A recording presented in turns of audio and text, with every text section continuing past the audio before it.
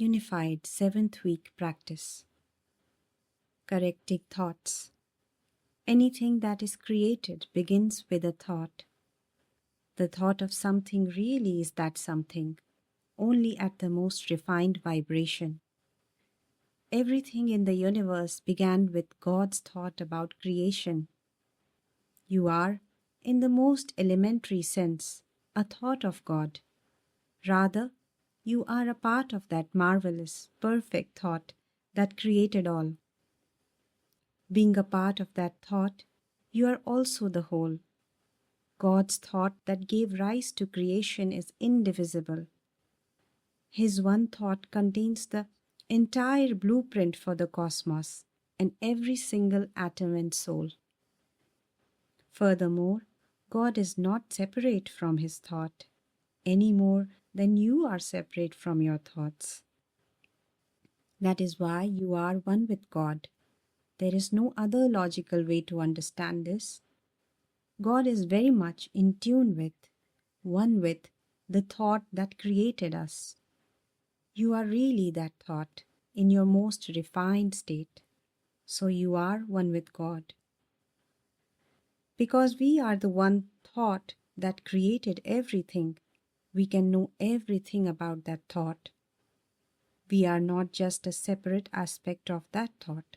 No, we were created to know everything contained in God's thought that created everything.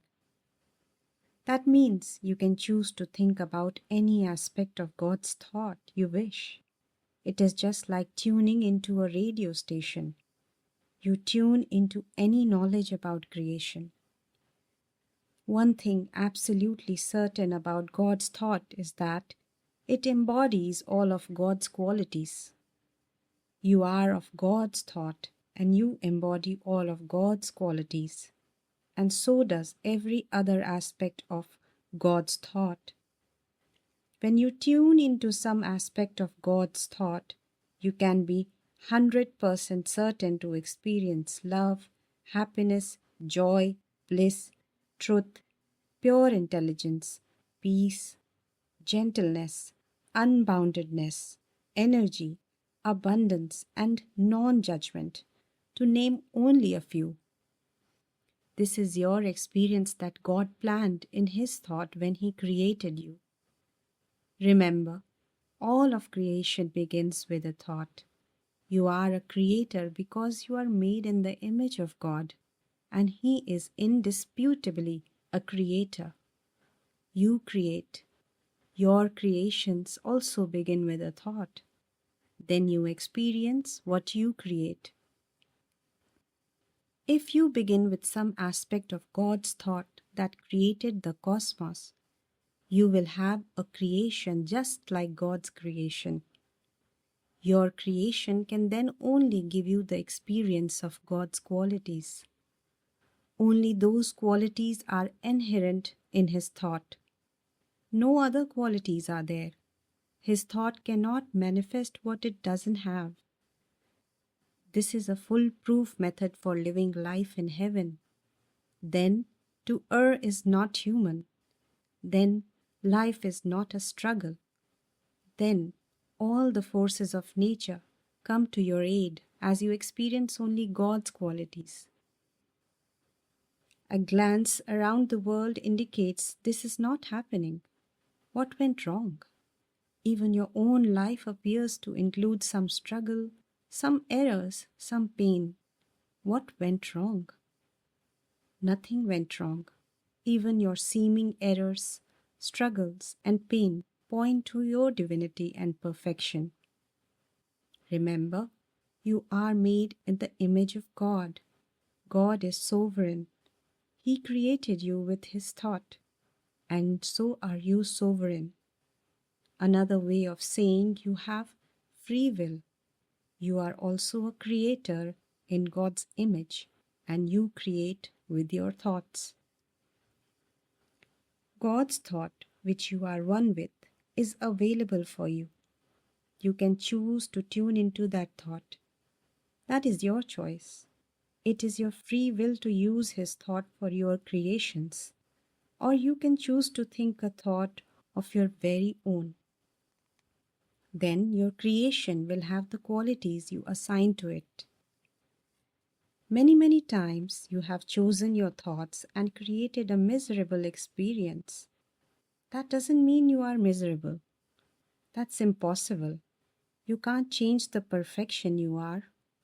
However, as a creator, you can create and experience what appears less than perfect. Only when you start with God's thought can you be assured of perfection and all those other wonderful qualities. In a very real sense, the world you create by your own thoughts is an illusion. It is not the truth.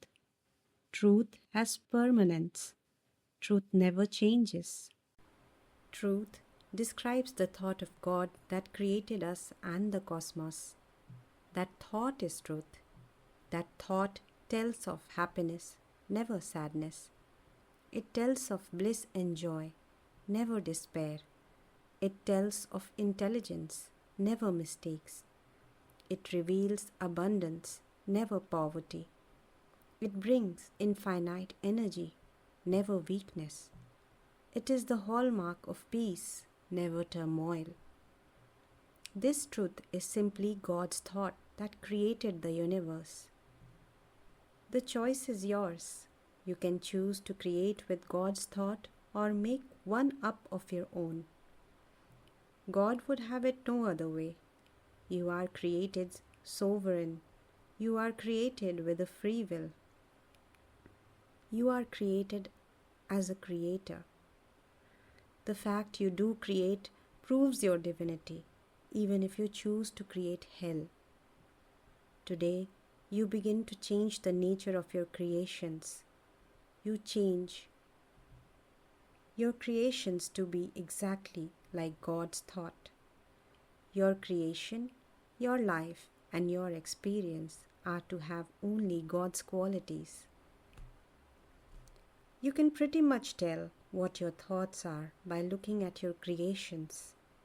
If you are in debt and are afraid of the poor house, you have thoughts of lack and fail to realize the abundance in God's thought. If you are lonely and without anyone to share love with, you have thoughts that you don't deserve love or that it doesn't exist.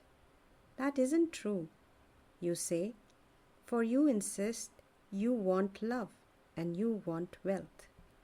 Of course you want them. You want the experience of all God's qualities. You want them with a passion. That desire is ingrained as part of your very nature. It is how you were created.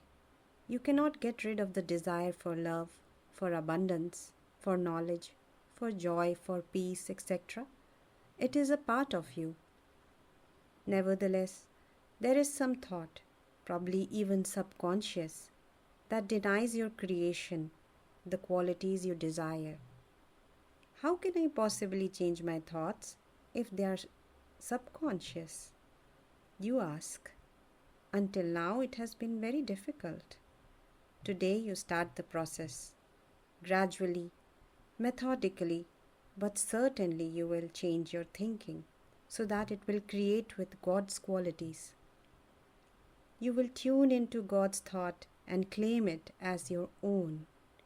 Every day, this week, read this lesson. Read each sentence slowly and digest its meaning. During your quiet periods, after focusing on the heart and getting your higher self's signal, say, "Dear, my higher self, now reveal to me some of the errors in my thinking." Then sit quietly and let your higher self communicate. You will realize some thoughts that are creating havoc in your life. Write down those thoughts as they come to you. The lesson for this week is simply to identify those thoughts you need to correct. Notice in your activity throughout the day what your experiences are. Then in your next quiet period, say, "Reveal to me, my higher self, the thoughts I have that gave me the experience of such and such. This inventory is very important. You need to know the nature of your own thoughts before you can correct them. Your higher self gives that to you. This week, when you lie quietly in bed before going to sleep, think of those people who have been in your life. For each one, realize that he or she has reacted to you as you determined by your thoughts. Send to each love from your heart, feeling it go to them. Then forgive each, knowing what forgiveness really means. Thank you.